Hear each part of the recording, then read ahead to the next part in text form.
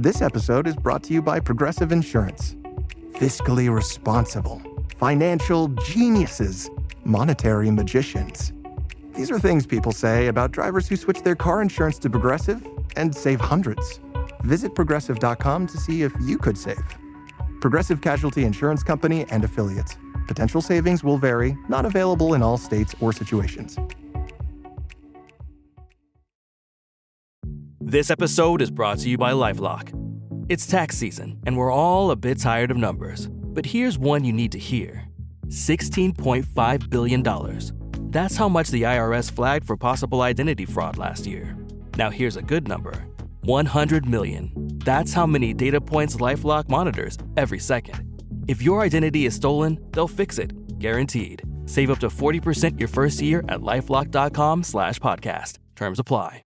This podcast contains adult themes and language, and some of the things that we discuss may be disturbing to some listeners. In this podcast, we discuss sexual assault, torture, race, and murder. Listener discretion is advised. Please take care of yourself.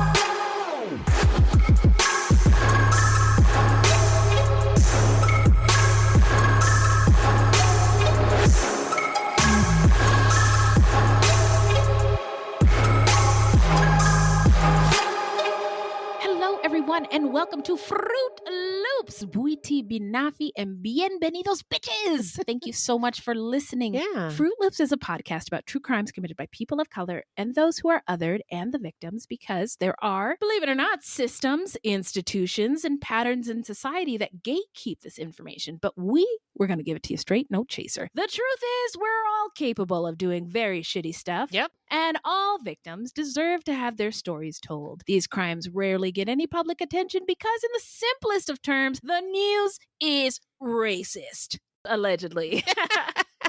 And we are Wendy and Beth. She's Wendy, a Black Latinx woman, and I'm Beth, and I just happen to be white. Mm-hmm. Now, that's just a little piece of who we are. Oh, yes. But who we are not is journalists, investigators, or psychologists. We're just a couple of gals interested in true crime. Also, the opinions expressed in this podcast are just that, our opinions. So, who are we talking about today, friend? Well, this is our episode 235 about Stewart Rudolph Weldon, a Black serial killer out of Springfield, Massachusetts. And this subject was suggested to us by our fruity B.L. San. B.L. San, thank you so much. Thank you.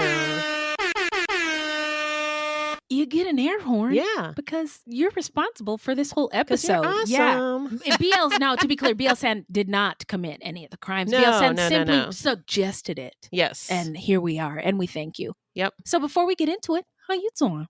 Good. Really good. Good. Second week back potty. Yes. And so far, so good. And then, my daughter and my grandson are living with me. I think we're starting to get into a groove. So, yeah. Lovely. I love that. Shout out to just families doing the thing, catching each other, being there for each other.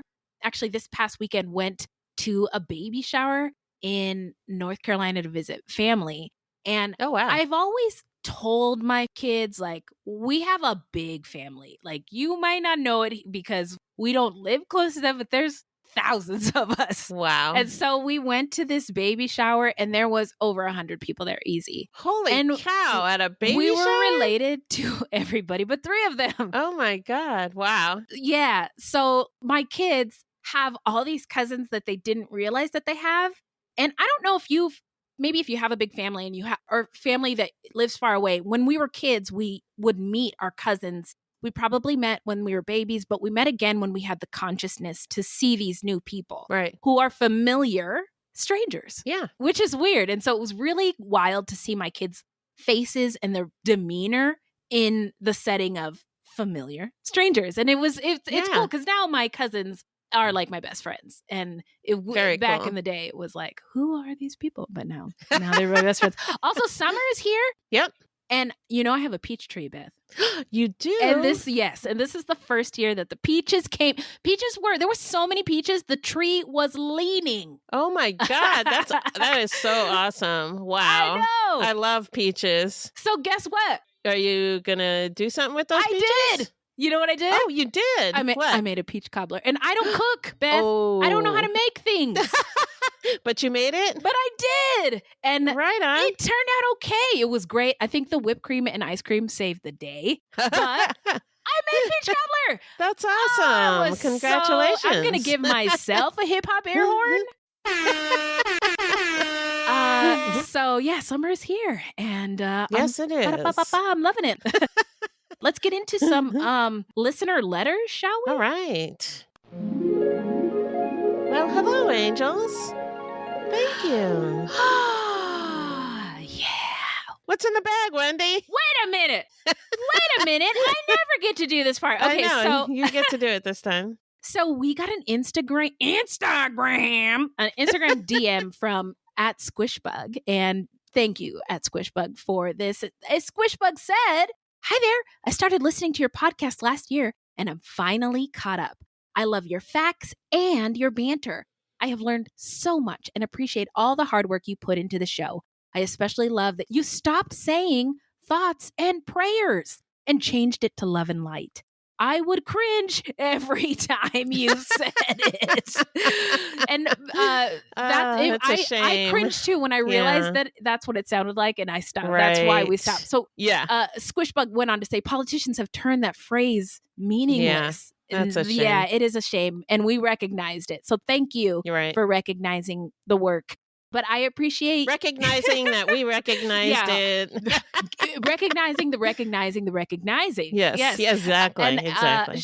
They go on to say, I appreciate that you recognized that and changed it. I hope you are enjoying your time away. I look forward to hearing many more years of stories. Aw, thank you, Squishbug. Squishbug, we love you and we thank you so, so much. Yeah, thank you. Thank you, Squishbug. We love you. Yeah, thank you. And if you have any questions or comments, please send them to fruitloopspod@gmail.com or leave us a voicemail at 602-935-6294. And we may feature it on a future episode. But if you don't want us to share it, just let us know. And we won't. Simple as that. Yep. Now we're going to take a quick break and we're going to get into the story when we come back.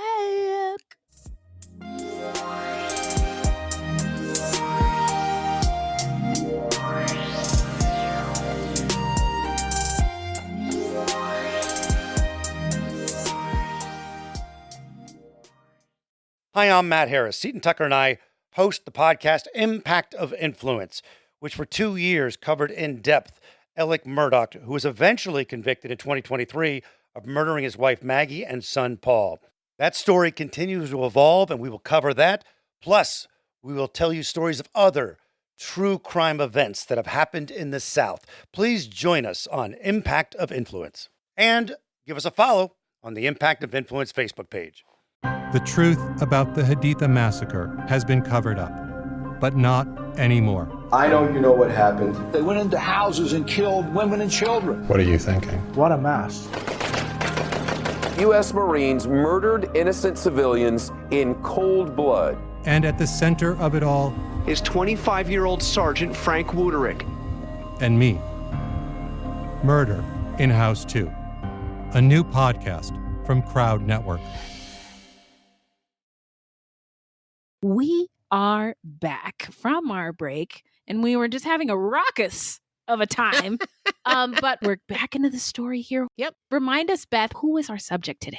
Our subject today is Stewart Rudolph Weldon, a black serial killer out of Springfield, Massachusetts. He murdered at least 3 women between 2017 and 2018. I say at least because we don't know. There could be more. Mm-hmm. Who knows? Who knows? But I do invite anyone listening who has more information about this case, please send it our way. More information about victims or anything. Yeah.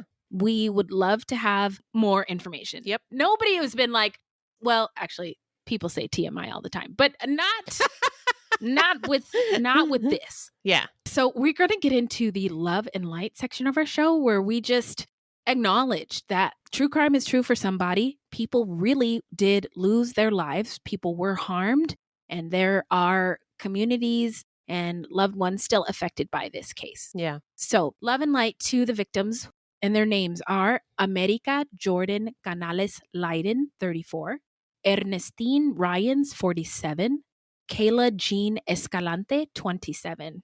And investigators believe that all three of the women who were murdered were strangled to death. All of the victims were mothers. They were all daughters, right? They were all, you know, somebody's friend.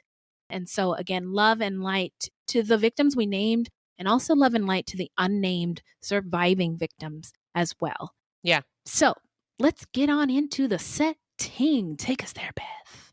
Well, this story took place in Springfield, Massachusetts, known to the original Native American inhabitants as Agawam or Akawaham.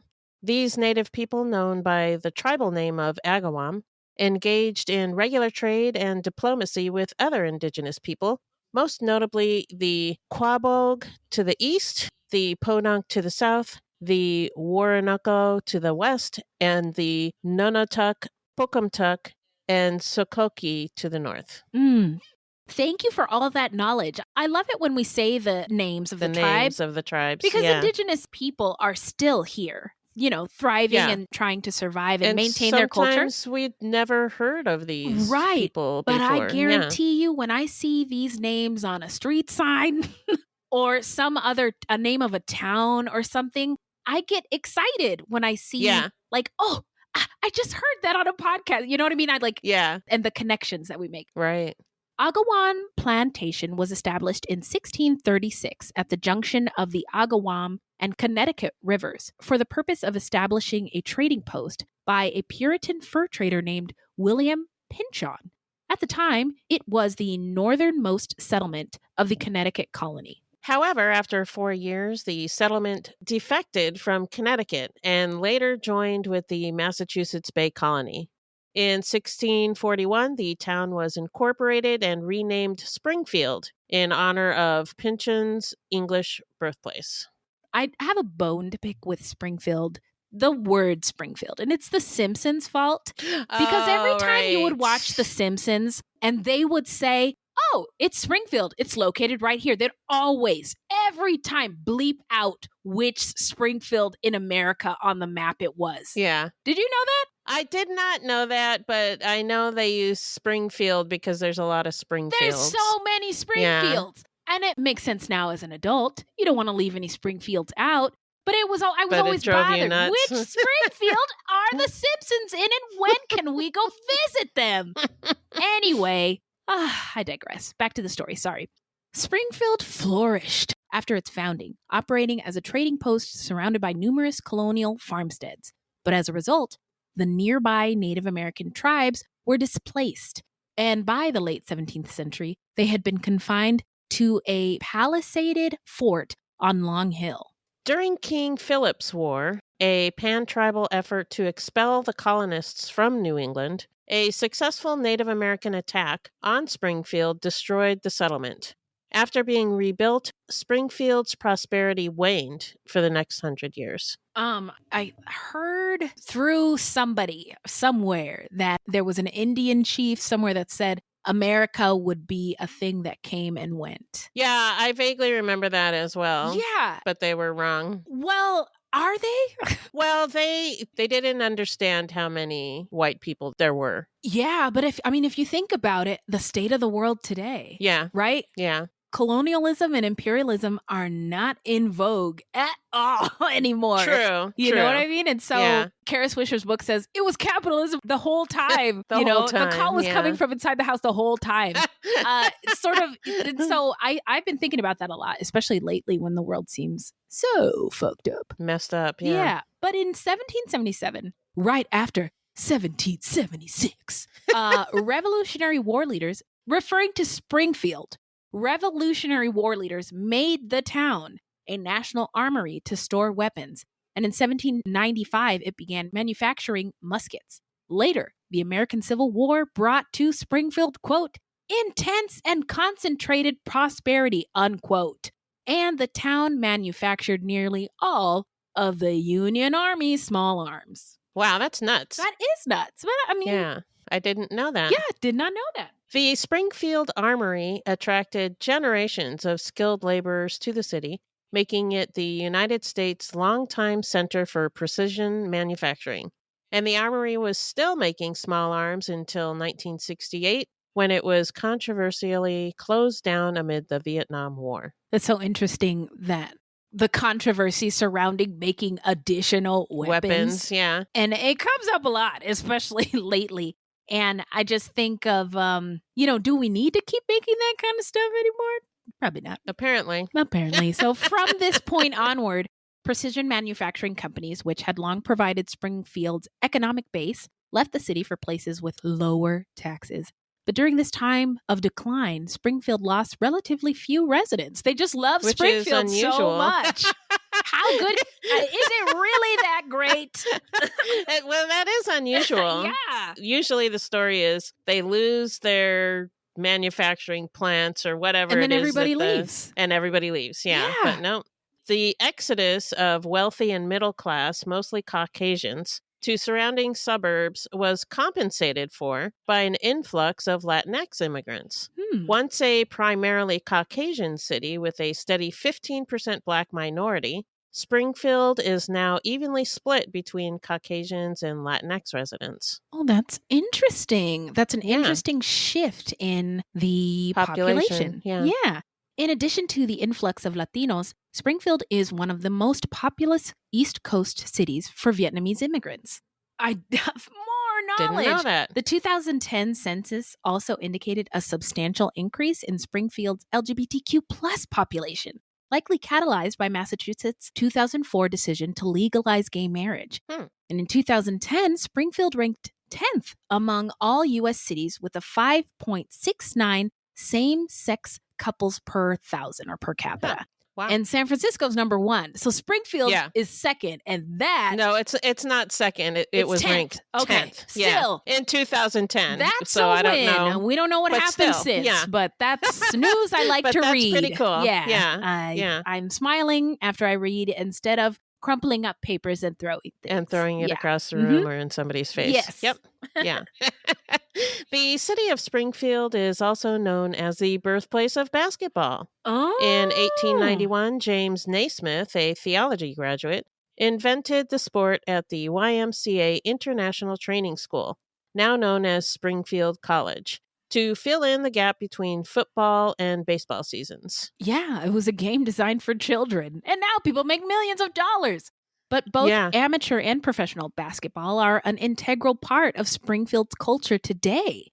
Springfield's professional basketball team, the NBA Development League Springfield Armor, or the D-League, we do watch D-League games in our home, the official affiliate of the Brooklyn Nets, play in the Mass Mutual Center, several blocks from the Basketball Hall of Fame, and the site of the first ever basketball game. Wow, that's cool. Wow, very cool. Yeah. Basketball-related events take place in Springfield year-round, including the Basketball Hall of Fame's annual enshrinement ceremony, the NCAA's college basketball tip-off tournament, the NCAA MAAC. Yep, that's what it looks like to me. I don't know shit about sports. Yeah, their division tournament, and the High School Hoop Hall Classic, among numerous other basketball-related events. Basketball. I didn't realize that Springfield was such a basketball town, but I didn't either. I'm going to have to Makes consult with my basketball enthusiasts to get their scoop. But in the meantime, let's finish the story. Just north of Springfield is Chicopee, Massachusetts, part of the Springfield, Massachusetts metropolitan area, and the site of Westover Air Force Base, a major economic asset to the area. It's not all good, though. Springfield's Metro Center, particularly the High and School Street corridor, is known as a drug and violence-riddled section of Springfield with high rates of opioid overdoses. High Street is a known area for open-air drug dealing, which makes sense. It's High Street. Yeah. That's what I was thinking. It's named appropriately. It's High Street. Yeah. Yeah. And drug use is a constant problem in the breezeways and stairwells of the brick and stone apartment buildings that line the narrow street. So everybody agrees that this is a problem, but obviously not everybody agrees on the solutions, and the people who are offering the solutions are way far apart from the people experiencing the problem. Yes. So in 2022, the city of Springfield and the Hampden County Sheriff's Office launched Project Rescue, where once a month, on a randomly selected day, teams of mental health clinicians, substance abuse counselors, law enforcement, and social services providers will take over a parking lot in the High and School Street corridor and offer help to people struggling with addiction and mental health problems, which is amazing. That is. That's I wish they did it more often. Solution. Yeah. I hope nobody is defunding this project. Yeah. Don't defund helping people. No. No, don't do that. Yeah, do more of it. So now we're going to get into the early life of Stewart Rudolph Weldon. So hit it, Beth. So Stewart Rudolph Weldon was born on June 24th, 1977, in the Jamaica neighborhood of Queens, New York, to Stewart Weldon Sr. and Constance White.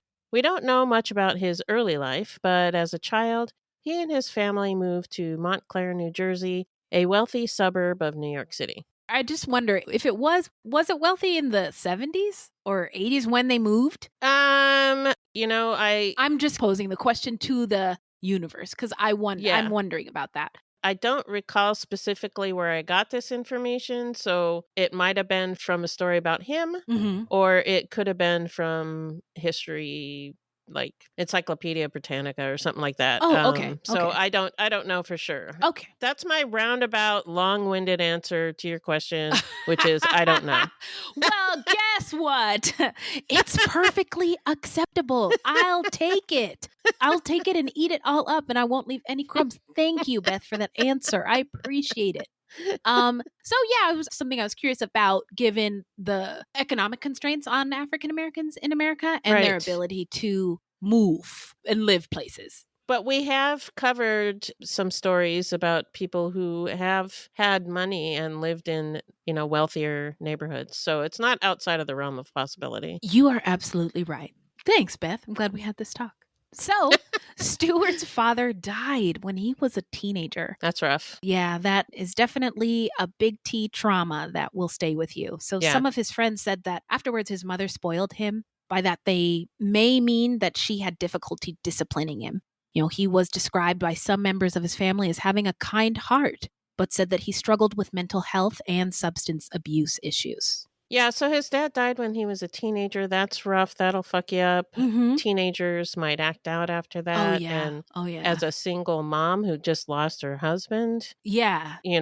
Sometimes it's just really rough too. I mean, teenagers are hard anyway. But imagine how, life was one way. You were doing this kid family thing with a partner. Yeah. And now you don't have that partner. And now you're alone. Yeah. And so everything is your different. kid's a teenager and probably being an asshole because teenagers are assholes. Yeah. Not all of them. If there's any teenagers out there listening, I'm not talking about you. No, not the ones listening. Certainly not. But when trauma is the only word I can think of, because when something like that happens, like the loss of a parent, you have to figure out at some point how you can exist in the world as a person without your loved one. And that's challenging for even grown-ups. And very hard for a teenager who's coming into their own. Yeah, not only that, but one of his lawyers later said that he had severe ADHD and cognitive difficulties. And he began to get into trouble when he was a teenager. And his criminal history, which included violent attacks and weapons charges, was described by one article as robust. Wow. That cracked me up. Another word I really enjoy saying, doesn't get used enough, but okay. Gives us a picture for sure. In 1996, when Weldon was 19 years old, he and a friend, Dwight Pottinger, went to a mall where they met a group of 3 young women. They offered the girls rides home, and after 2 were dropped off, locked the car doors and refused to allow the third to exit the vehicle. The then 18-year-old woman told police later that Pottinger threatened her with a gun and sexually assaulted her in the vehicle before Weldon drove her home to her parents' house. Both Pottinger and Weldon were charged with sexual assault, and Pottinger was also charged with making terroristic threats, aggravated criminal sexual assault, and kidnapping. Those are very serious charges Very for serious. anyone. So Weldon was arrested again later that year following an incident in East Orange, New Jersey, on gun charges and kidnapping. He took a plea deal and was sentenced to 3 years probation. In 1997, so the next year in New Jersey, Weldon was charged with unlawful possession of rifles and shotguns. He was also later charged with breaking and entering. In Massachusetts, he was charged with assault with a dangerous weapon, and he was jailed in 2005. Released in 2008, he was out of prison for just over a month before he was jailed again in October 2008 for burglary and probation violations. At some point, Weldon moved 150 miles north to western Massachusetts. He lived for some time in a Westfield apartment complex where one of his aunts also lived. In October of 2010, Weldon was arrested on charges of unarmed robbery, assault and battery on a police officer, and resisting arrest, among other charges. He was apprehended by police while attempting to break into R&R grocery store in Springfield. This is kind of a tangent, but I have known people who have robbed grocery stores or restaurant chains, and I just always wonder, why did you do that? Because there's no way you're going to get away with it. There's just no way. Why would you do that? I'm talking to you from jail. What made you think that you could get away with robbing a grocery store or a fast food restaurant? I just don't know. But he did. And the police report stated, quote, Mr. Weldon was threatening a man, yelling, "I'm going to kill you because I hate Puerto Ricans. They robbed me." At this time, we attempted to separate Mr. Weldon from the man, which caused Mr. Weldon to become violent. Mr. Weldon began swinging/striking us in the torso area and shouting, "I'm FBI, N-word," quote. Okay, so he was like, "I'm FBI, nigga!" And then, well, why didn't you identify yourself? Come on. Yeah, I included this story because it's kind of nuts, and it gives you kind of an idea of what this guy was up to. We are dealing with here. I'm so glad you said that. Thanks, friend. After Weldon was handcuffed, later in the report it states, quote, Mr. Weldon appeared to be under the influence of alcohol. His speech was slurry, and the smell of alcohol emanated from his person. Due to Mr. Weldon's violent behavior, we also believe that he might have been under the influence of a narcotic substance, unquote. Okay. Well, so I hate it when police say this kind of thing in their reports without having evidence to back it up. Right. They're just saying he's acting like he's weird. On drugs. Yeah. And the only reason why I bring that up is because to this day, 4 years after George Floyd was murdered, there are still people, because the police said we thought he was under the influence of narcotics, right, who will say he died of a drug overdose and not, right. You know what I mean? So it leaves room for... it's wiggle room. Yeah, wiggle room for inaccuracies and falsehoods. Right. But the report also states, quote, prior to leaving the scene, Mr. Weldon began to strike his head up against the cage, which separates the rear seats from the front seats. He began to state, "I'm going to sue. You guys beat me." We advised Mr. Weldon to stop banging his head against the cage, but that caused him to do so harder and /faster. For Mr. Weldon's safety, we were forced to use our department-issued pepper spray in order to stop Mr. Weldon from hurting himself, unquote. And again, that's more police speak. Right. And some people might say, well, the police said it, so it must be true, but I don't know. I thought about that too. Like, they could have beat him and then said, well, he was banging his head against the cage. He banged his head so bad. Yeah, they give all the details about that part, but not none of the details about their physical actions. So take that how you will. Yeah.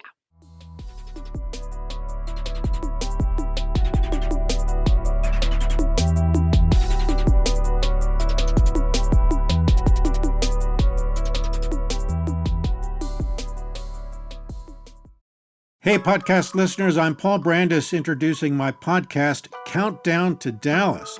It's a fascinating, in-depth look at the seemingly unconnected events that led to the assassination of President John F. Kennedy. It's based on my book of the same title. In that book and in this podcast, I go all the way back to 1939, when Lee Harvey Oswald was born into a troubled and dysfunctional family. I'll follow his transient and often violent teenage years and young adulthood, painting a fuller picture of the man who would later become Kennedy's killer. I also take a look at events unfolding in that era, like Cuba and Vietnam, and I'll unpack the conspiracy theories too, not one of which has ever been conclusively proven. Subscribe to Countdown to Dallas at evergreenpodcasts.com or your favorite listening app, October 31st.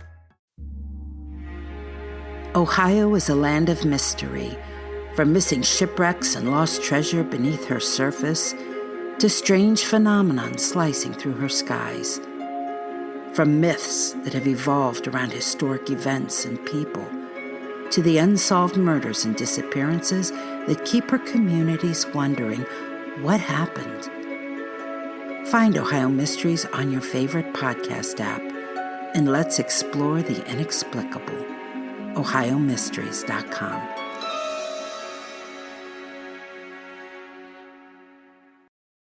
Weldon was given prison time and released in January of 2012. According to Hannah Weldon, Stewart's aunt, news about what her nephew was up to was very sporadic throughout the years. She said, quote, "You see him and you don't see him.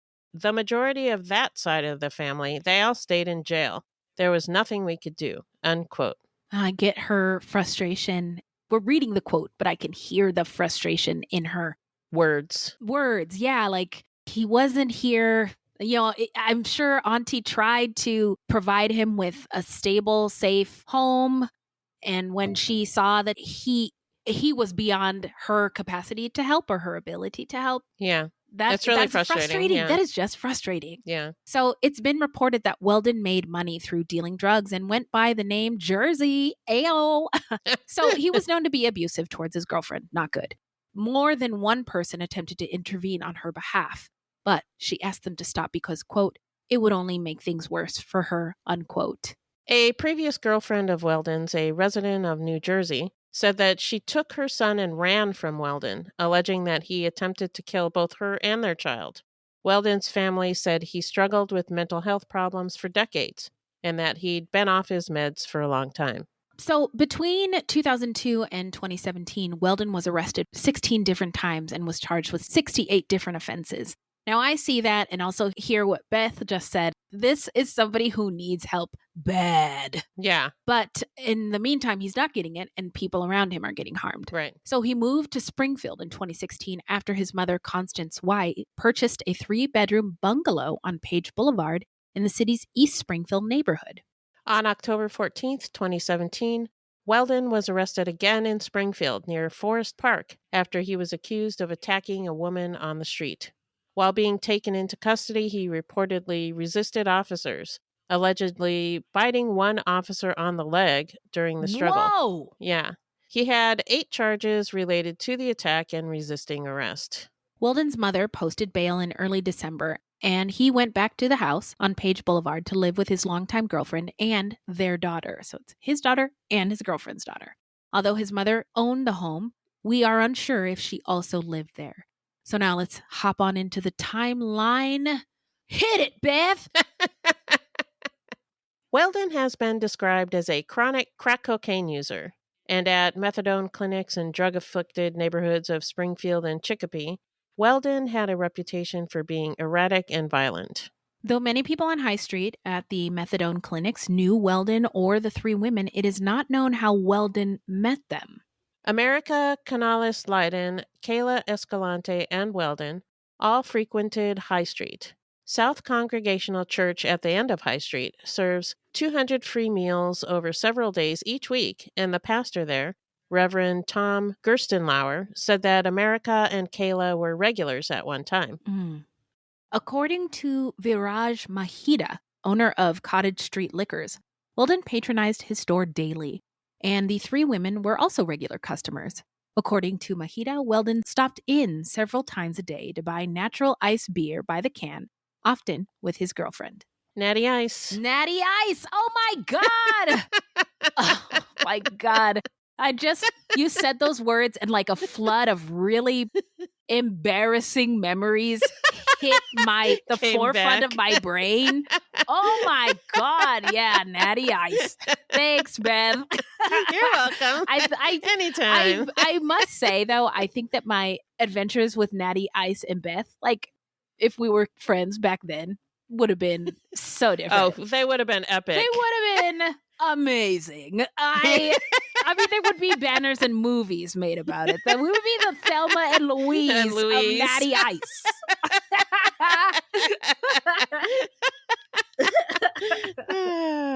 In any case, Weldon seemed to prey on women in relapse or withdrawal, plying them with free drugs before turning abusive. He would charm women back to his home with promises to get high. There, he would bring them to his basement to smoke crack, then attack them in a nearby room. America Jordan Canales Leiden, 34, was the first to be reported missing on December 1st of 2017. Although she was known for her sunny personality and her quickness to smile and a hug, America had come apart after her sister Felicia Canales Gomez died in 2010 of a drug overdose. America then struggled with drug addiction herself, and she took to calling herself Jordan, the name her sister often used. America's family remembered her as a kind soul who went out of her way to help others despite her own struggles. And she had 2 daughters. Her name that she wanted to be called Jordan. Yeah. Spelled like Michael Jordan. Oh, right. And, you know, it's a basketball town, right? And so I wonder if that had something to do with it. But I love the idea of America being like somebody who loved basketball. I don't know if any of the family members said that, and that's why. No, I don't remember seeing that, but that is a nice in my head thought. That's what it's about. That's what's going on. Yeah. So rest in power to America, of course. But her sister Mari said that America was sweet. Quote, "My sister was a good human being. She was just going through her struggles," unquote. Mari said that her sister was known to go off-grid sometimes. So when America first dropped out of contact in late summer of 2017, her family didn't worry too much. But when she didn't show up for Thanksgiving, they knew something was wrong. In December of 2017, Mari wrote on social media that her sister was, quote, "missing and could be in danger," unquote. She wrote that America was last seen in the Springfield area in August of 2017. Ernestine Ryans, 47, was the next to be reported missing. On March 18th, 2018, 10 days after her family had seen her last. Ernestine had gone missing before, but never for that long. Ernestine's sister raised the alarm, urging anyone with information to contact the local police. According to her younger brother, Anthony, Ernestine, too, battled issues with drug use. He recalled his sister as popular, mischievous, a loving mother, and someone who, when he was a shy youngster, protected him from bullies. That's so beautiful and sweet. Yeah. Just kind of wanted to hold space for that really, really beautiful memory of her. Yeah. So she also had 2 daughters, one 25 and one 12. And her brother said that she had always tried to be a good mother despite her demons. Ernestine was from Hartford, Connecticut, but had recently moved to Springfield. So when she first disappeared, her family held out hope that she had gone to Connecticut. Anthony Ryans later said, quote, "I know my sister. She was a fighter, and I'm sure she put up one heck of a fight," unquote. The youngest of the 3 women, Kayla K. Escalante, 27, was never reported missing at all. Kay was born in Springfield, where she had gone to Catholic school and played first base in youth softball league. According to court records, she was dealing with drug and mental health issues and was alienated from her family. Those who knew Kay said that she often talked about getting clean. Around 2012, Kay moved to Florida for a new start. She was prolific on social media, as young people are, amen? Yeah. Posting frequently on MySpace and later on Facebook. In a 2014 social media post, she said, quote, "Clean and sober, 90 days today. Fuck yeah, feels amazing," unquote. And in the image that she posted, she was holding up a keychain that read, "Clean and serene." I love that. That's beautiful. Yeah, it is nice. Mm-hmm. In 2015, she was back in Springfield where she joined New Day Church. Congregants took her in, baptized her, and even threw her a baby shower because she was expecting a little girl. Kay's friend David LaBerge said, quote, "She was like a big ball of smiles. Despite all that she had going on, she was always in a good vibe," unquote. You just know it was good if they reported good vibes. Yeah. So, but more recent social media posts suggested that she had relapsed. And in January 2016, Chicopee police took her to Bay State Medical Center in Springfield after she threatened to complete suicide. 6 months later, Springfield police arrested her after finding her with crack cocaine in the High Street neighborhood. In December 2017, Kay went missing.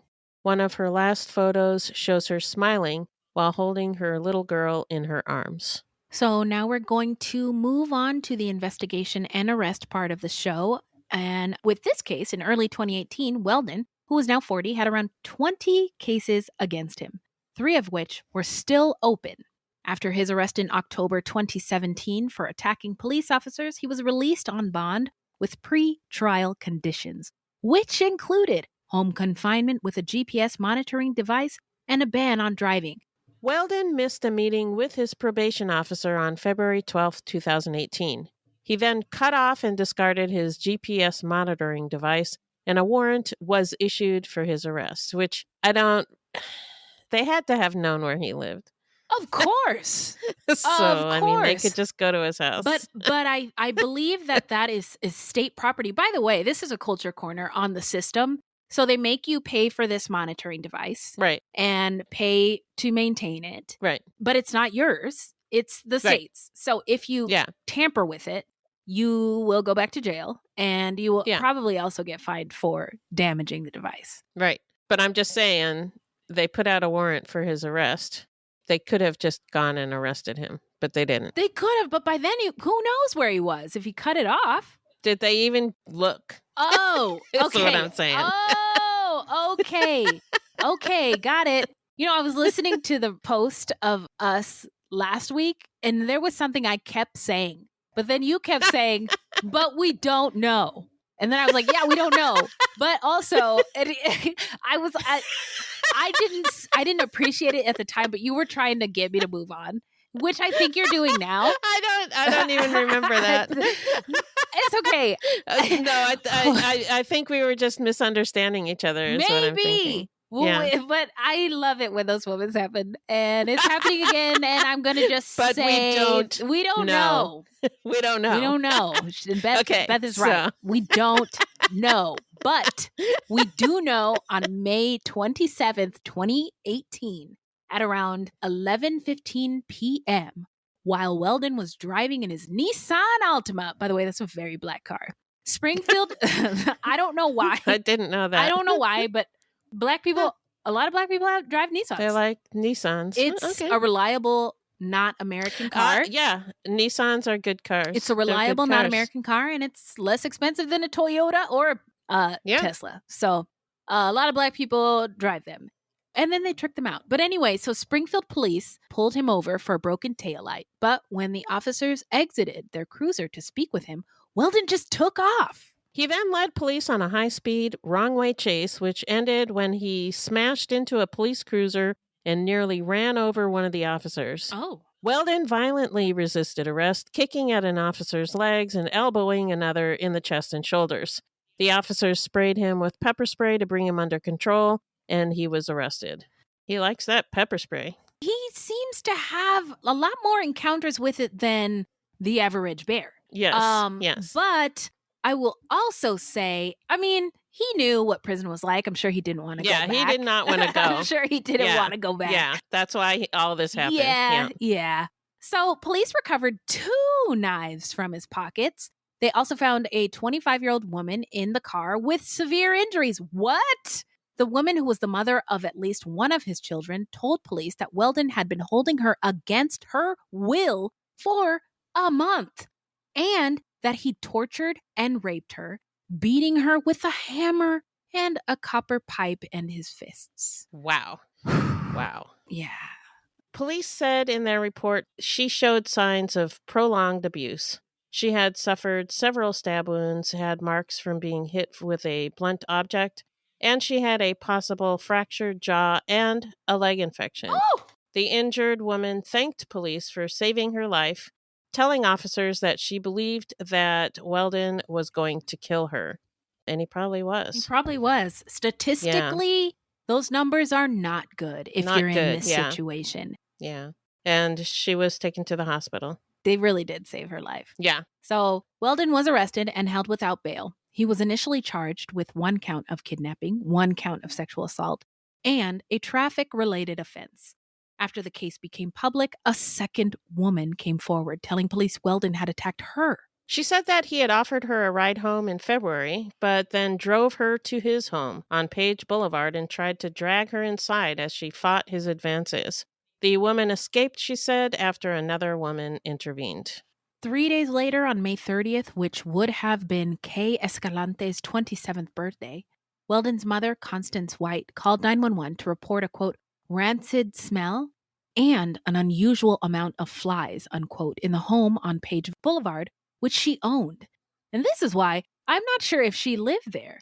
Or, would she not have noticed this the day before, the week before, years the before? months before? Yeah, because these people all disappeared like in December. Yeah. So it's been months. Yeah, and I wonder what he was telling her. Yeah. Because I imagine if she's a mom and her her son is staying at a property she owns, me as a mom, I love my son very much, but I would go and check on the place. Check on him, that's my property, bro. So right. I imagine if she didn't live there, she was probably checking up on it. Yeah, but if she did live there, was he doing something to mask the smell and then he was gone? So then, I don't know. Yeah, maybe he was lighting up a whole bunch of incense. Yeah, I don't know. So a toddler was found alive at the home, and police took the child into state custody. And I believe this was his daughter with his girlfriend, the one that he was injured in the car, and torturing. Yeah. While searching for the source of the smell, officers found a human body in a state of decomposition in a basement bathroom. It was Kay Escalante. Her partially clothed body was found with packaging tape over her mouth, her wrists and ankles bound. Oh my God. And there was a toddler in this home? There was a toddler in the house, yeah. Oh my God. So with this discovery, police were able to get a search warrant. 2 more discoveries quickly followed. Ernestine Ryan's body was found in the home's single-car detached garage wrapped in a tarp. America Leiden's remains were discovered in a hole inside of a shed. America and Kay's bodies were found bound with electrical cords and other cables. Plastic sheeting was found with the body of Ernestine Ryan's. All 3 death certificates eventually listed homicidal violence as the cause of death. After 7 days on the scene at the home on Page Boulevard, can you imagine? So there's investigators, there's people taking pictures, there's cameras, there's press. Right. Wow. It's crazy. Yeah, and for the whole community, this probably really, really sucked. Yeah. To have this happen, in your backyard. Right. Investigators wrapped up their investigation of the property after the week, and they hauled evidence bags out and left piles of dirt they had dug from the yard on the front lawn. Investigators collected 60 items from the home's basement, including 18 from a cedar closet and 16 from a bathroom, areas where police sources say they found significant amounts of blood. On the home's first floor, police gathered 57 items, with many coming from a kitchen trash can. Wait, from one trash can? One trash can. The Viola Davis show, by now, How to Get Away with Murder, had been on TV. You don't leave evidence in the trash? Yeah, he was a messy killer, for sure. Yeah. So the car Weldon was driving at the time of his May 27th arrest yielded 10 pieces of evidence, including a sheet found in the trunk with red and brown stains and a knife blade from the driver's side door. Also found was an item described as, quote, 2 wooden sticks with wire attached, unquote. So a garrote. And I don't know what that word means, but is it like Lucille from The Walking Dead? Lucille. The baseball bat with the barbed wire on it? Oh, no, a garrote. It is just 2 wooden sticks with wire attached. So you wrap the wire around somebody's neck and then you have the sticks and you can pull it tight. What? Yeah. No! That's what a garrote is. Yeah. What? Somebody owns that? Yep. Oh my God. I'm speechless, so I'm going to just keep reading. DNA collected from the garrote matched Weldon's genetic profile. Oh my gosh. The 3 murdered women were identified as Ernestine Ryans, 47, of Springfield, America Lydon, 34, of Springfield, and Kay Escalante, 27, of Ludlow. Once the victims' names were publicized along with Weldon's image, other women began calling the police and reporting that they, too, had been attacked by Weldon, but had escaped or were let go. Wow. I just, I don't know what to say. I think it's so wonderful that so many women came forward. Yeah. After this all came to light. And that's a good thing.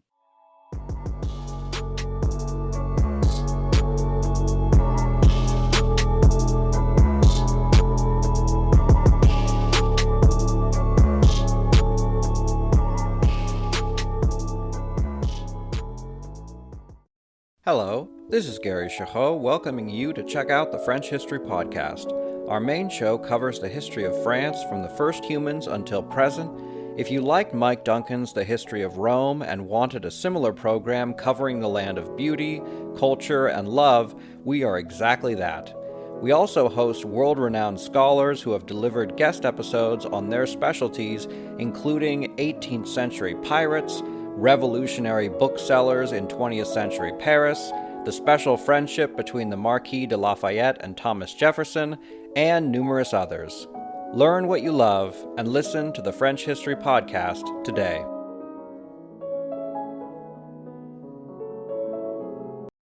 So in July of 2018, it was discovered that DNA evidence had linked Weldon to sexual assaults reported to police in 2009 and 2017. Weldon had not been charged in either case. In the 2009 case, the DNA was linked in 2011, but police could not find that woman. In the 2017 case, the woman reported the assault to Chicopee police, who opened up an investigation, but it turned out that the attack actually took place in Springfield. So Chicopee police told the woman to report it to Springfield police, but she did not. And why didn't they just talk to Springfield for her?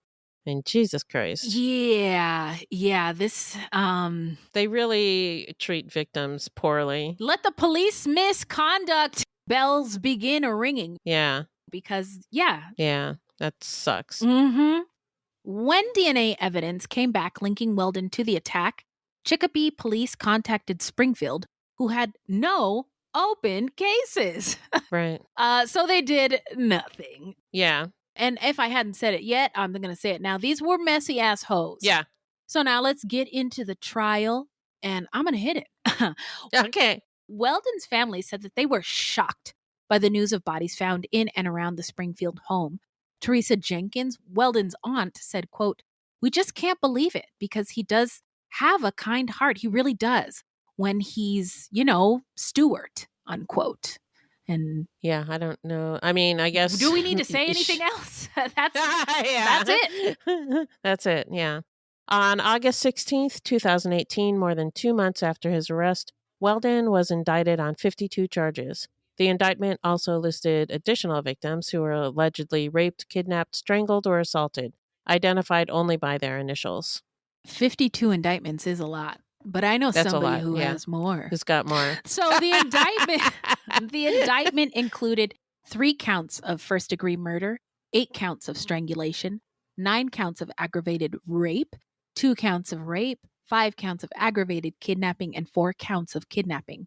Weldon pleaded, you're not going to believe this, not guilty. His trial was set for April 2020, but due to COVID was postponed. Then on September 28th, 2021, Weldon pleaded guilty to 3 first-degree murder charges. Wow. He also pleaded guilty to a slew of other charges linked to the kidnapping and sexual assaults of 5 more women who survived. Wow. Yeah, he must have realized that the writing was on the wall. That, by now, this is 2017. I had a thought for a minute that, We haven't really been getting much serial killer cases that happen after the early aughts. You know what I mean? Right. But this is clearly one of those cases. And Yeah. despite technology and progress in policing and legal systems and all this stuff and society, this still happens. Yeah. So on September 30th, 2021, Weldon listened expressionlessly as more than a dozen family members of the victims and the women who survived his attacks testified at his sentencing hearing. I love that. The 5 living victims offered similar accounts of being tortured at his home to varying degrees. One woman reported that he hit her with a 2x4 with a nail in it. Another told police Weldon dragged her by the hair and locked her in a room for 4 hours as she pleaded to leave. That's horrifying. Another said that he assaulted her, then apologized before punching her in the face. Whoa. Yeah. Then grabbing her hair and strangling her. He struck her more than 20 times and let her leave only after he made her clean her own blood from the floor. Oh my God. That's awful. Mm-hmm. One victim, when describing how Weldon brought her home and temporarily held her captive, beat her, and raped her, told the judge, quote, "I really thought I was going to die on that day," unquote.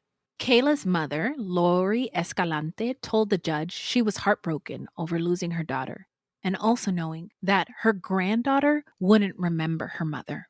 One of Ernestine Ryan's daughters told the judge, quote, "For 3 months, I wondered every single day where my mom was and if she was okay. Then to find out she was lying alone in a dirty, dark garage," unquote. That's a tough one. Yeah. One of America's daughters said, quote, "My future children will never know their grandmother and how sweet she was. She won't see me get married. She won't be there when I buy my first house or if I have questions as a new mom. For her life to end in such a cruel way is not something I can wrap my head around. I know justice will be served, but that won't bring my mom back," unquote. Weldon was sentenced to 3 consecutive life sentences without the possibility of parole. He had to register as a sex offender and submit his DNA to the state. Okay, so now we're going to get into where are they now? I'll tell you.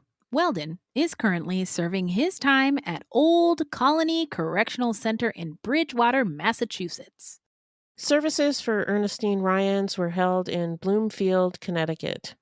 Kayla Escalante was buried at St. Aloysius Cemetery, northeast of downtown Springfield. America Jordan Canales Leiden was buried in Worcester with her sister Felicia Canales Gomez, who had died in 2010.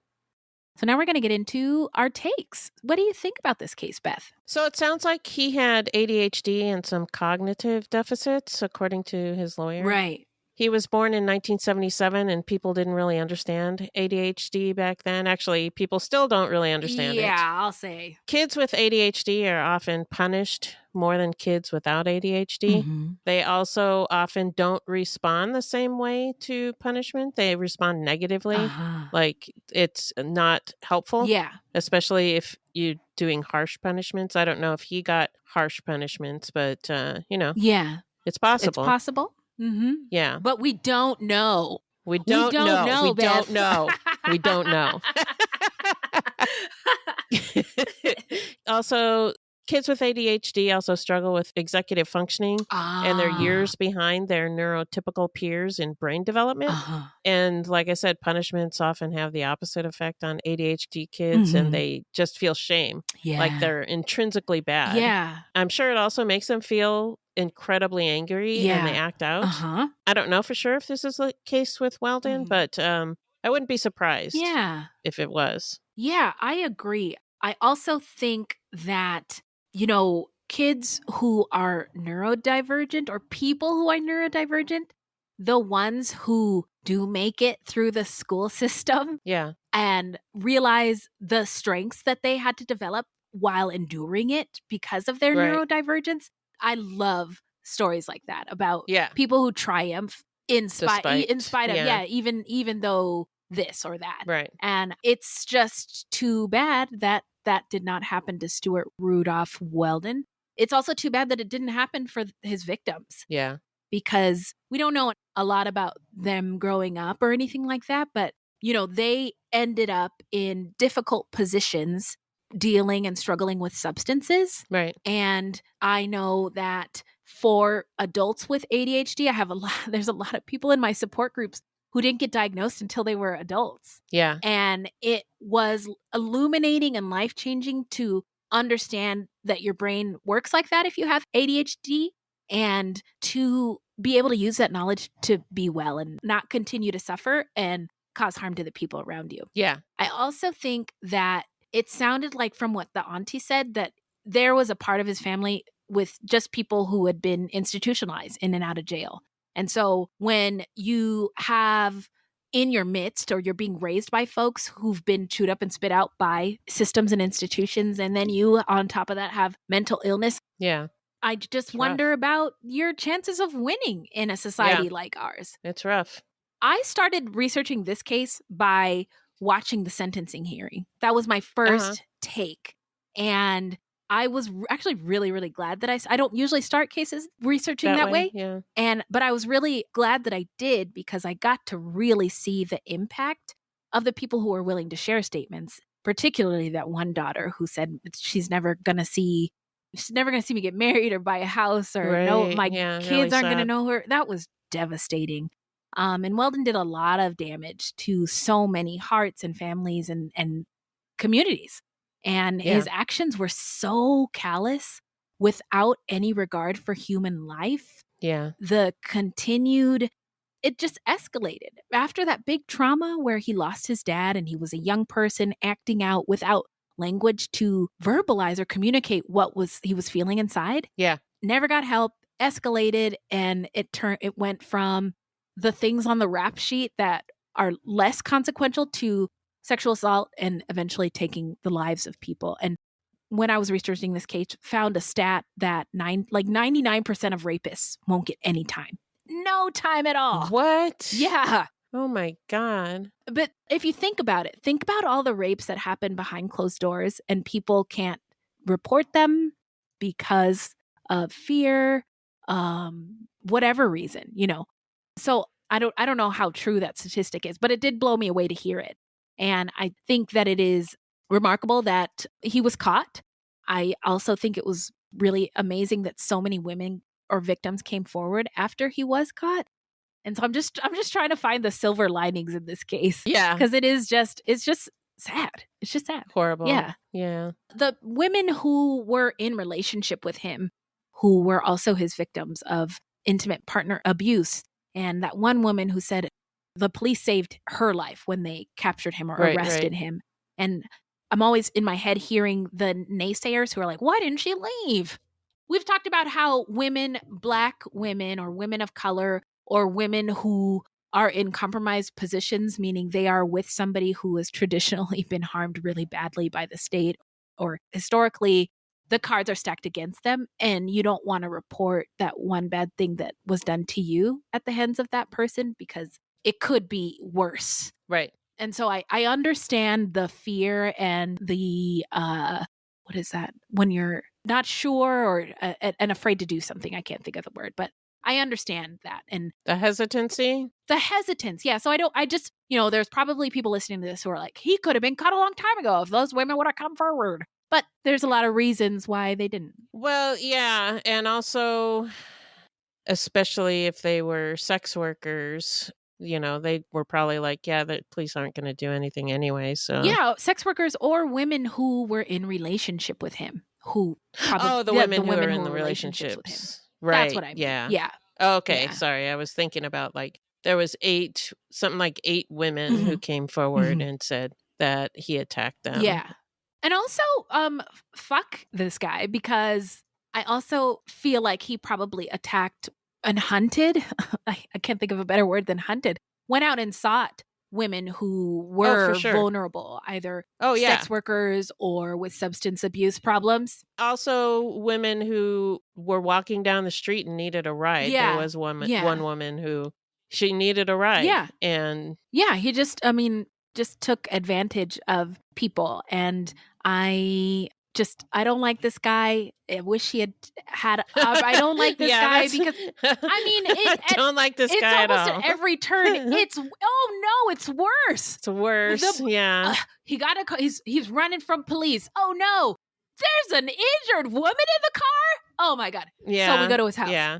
There's a toddler in the house. Oh my God. Yeah. So we're searching some more. Yeah. There's And bodies. dead bodies. Oh my God. I'm not cut out for this job. You know, like it's just everything with Stewart Rudolph Weldon is worse. If you every layer you uncover is worse. So nobody was done any favors by Weldon's work in the world, and we're glad he's put behind bars.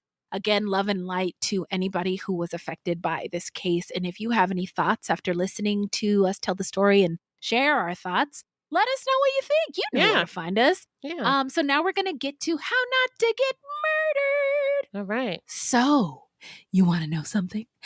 If you love true crime and you don't want to die, here's a tip for you. Okay, what do you got, Beth?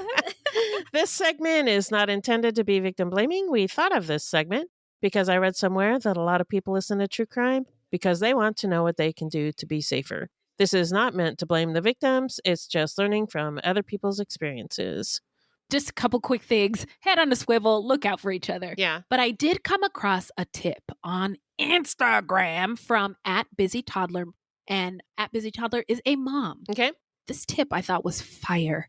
In her video post, she says, listen, kids get lost. We lose kids. Right. Good parents lose kids and good kids get lost. happens. It happens. So what do we do about it? Yeah. So she tells her kids 3 things if you ever get separated from your caretaker. And it actually happened. Like they had to put this into practice, which was why she was so confident in sharing it. Oh, okay. So tell your kids if they get separated from their caretaker, 1, stop moving. It's hard to find a moving target. Yeah. So tell your kids to stop moving. And then tell them, look for a family with kids or a staff person in a uniform. And give them permission to get loud and announce, I'm lost. I need help. My name's Jimmy, you know. And she said, give them permission to get loud and announce that they're lost, what their name is, who your caretaker is, etc. And then caretakers also have another duty to bring this home, right? Caretakers, what we have to do is put our feelings of embarrassment aside. Yes, you have to yell, my kid is Jimmy. I lost him. Jimmy is wearing a red shirt. And as embarrassing as it feels, even pretending to do that in this moment, you got to do it because it will alert people around. Yeah. There's a missing, there's something missing. I need to open my eyes. Yeah. And they said, get a whole bunch of people looking rather than just, they're wearing this. I also thought this was cute. Tell the kid, I'm this many years old. Tell them how many years old you are. They look like this. So announce it. And those are the tips. Stop moving. All right, cool. Look for a family and be loud. Those are the 3 tips if you lose somebody you're in need of being next to. So now it's shout out time, where we shout out any content by people of color or about people of color or LGBTQ folks, or we share any true crime goodies. All right. Oh God, this is old, but it is good. Black Twitter, The People's History, a documentary on Hulu. Nice. Yes. And that's all I can think of. What do you got? I just wanted to mention that House of the Dragon is back. Yeah. So, so stoked about that. It is so good. Again, is it Sunday yet? Yeah. It just was Sunday, so now we have to wait another week. I know, I can't stand it.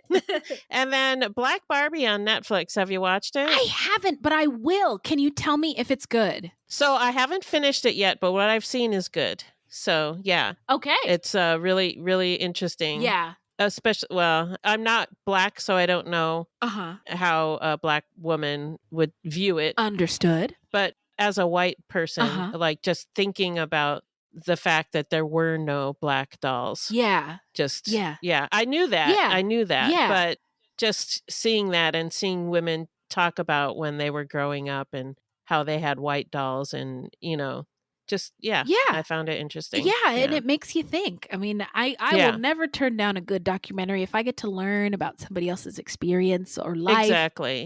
It makes us all better. So I will be checking that out. Thank you, Beth. What else you got? One more, The Worst Roommate Ever. But we already season watched. 2. Wait a minute. There's a season 2 just dropped on Netflix. Okay, because I keep seeing this pop up every time I open Netflix. It's there. And I'm like, Netflix, you know me. We've been through this, Netflix. I watched that it's last a new year. One. It's a new Okay, one. and can you tell me if it's any good?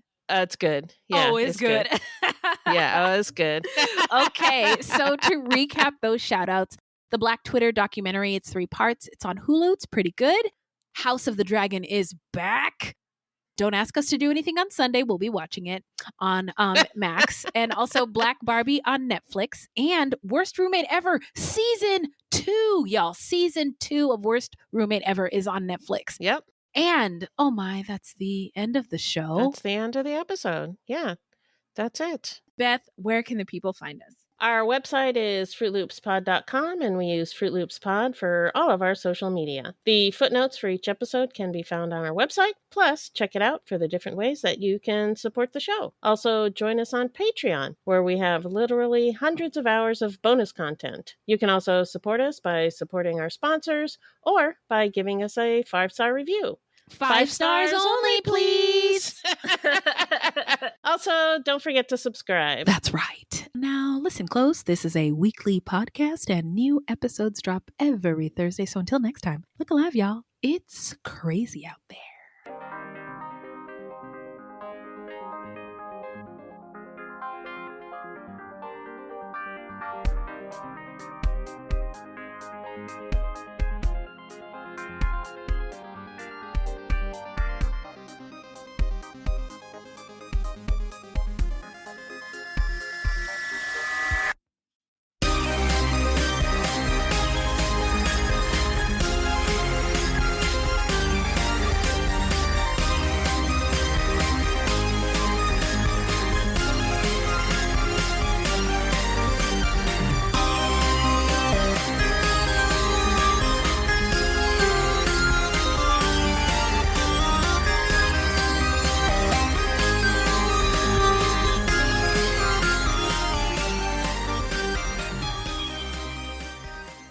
Uh-oh, what was that? What? Do you have a phone call or a message? No. Oh, I just heard a ding. I don't know. Weird. Yeah. That wasn't me. Oh, okay. Well, I don't know what it was. So let's just keep going. Oh, I lost my place. Okay. Let me take a sip of water. I gotta All right. regroup here. Something amazing just happened. It was magic. Magic just happened. So that's good. Great. That's good is That's it's a good. combination of good and great in one And word. Groot. It's it's good. Yep. All right. I'm ready. Okay, let's do it.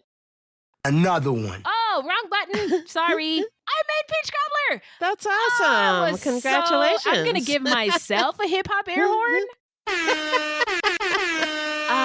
So yeah, summer's here. The settlement. What happened? It says defected, and I read defecated. Oh, Beth. I was like, what? You have a dirty the settlement mind. defecated from Connecticut. You bad girl, you. Instagram flourished. That's one of my favorite words. It quenches my thirst. It makes me not hungry anymore. I love that word. Anyway, Hampton. That's Hampton? No. Hamden. Okay. Yeah. You're Just forget the P. Okay. Hampton. Oh, man, that makes me so mad. Extra letters. All right. And That's my roundabout, long-winded answer to your question, which is I don't know. Well, guess what? So it looks like I did this thing again where I flip-flopped. So Oh. I'm going to be Wendy. Okay. Okay. I like you this. be Beth. This is fun. All right. Pretend. We're playing pretend. And they hauled evidence bags out. They Okay. One more sip. Yeah. And I'm going to put off quitting the vaping another day. So Okay. That's for another day. That's for another day. Okay, we're back. Picked the wrong day to stop sniffing glue. I sure did. Where are the drugs that everybody is talking about are such a problem? I can't find any of them anywhere. Okay, sounds good. I will watch out for that, and I'll get this audio in the drive. I love you very much, and I'll see you tomorrow. Bye. Okay. Bye. On the morning of August 1st, 1966, shots ring out from the observation deck of the clock tower on the University of Texas campus. It marks the infamous beginning of the modern era of mass shootings in America. You're listening to Stop the Killing podcast. Join us as we take you behind the crime scene tape to explain global mass shootings and mass attacks. I'm Sarah Ferris, but more importantly, this is Catherine Schweit, the former head of the FBI's active shooter program. I spent 5 years as the FBI's top executive looking for answers to the mass shooting crisis. I've been at the shooting scenes, I've traced heroic acts of bravery, and I've sat silently and listened to the heart-wrenching stories from survivors. Amongst this horror, there is hope. We all hold the key to stop the killing. You just need to know how to unlock the door. Download Stop the Killing and be part of the solution. Search Stop the Killing on Apple, Spotify, and all the usual suspects. This December, Christmas gets creepy with the Empty Coffin podcast. This is host Greg Hansberry, and we are unwrapping the dark side of the holidays. This month, we revisit the haunting tragedy of a rock legend's final performance. The band was on. They had just started their opening song. The killer walks across the stage, gun drawn. We revive the forgotten tradition of telling ghost stories for Christmas. There's this miserable, sour old man who spends all the time on his own in the graveyard, and the goblins take him. And we sink our teeth into Nosferatu lore. This story cropped up that the actor who played Nosferatu was so convincing that he was an actual vampire. The Empty Coffin podcast is part of the Evergreen Network. Subscribe on your favorite app and have yourself a scary little Christmas.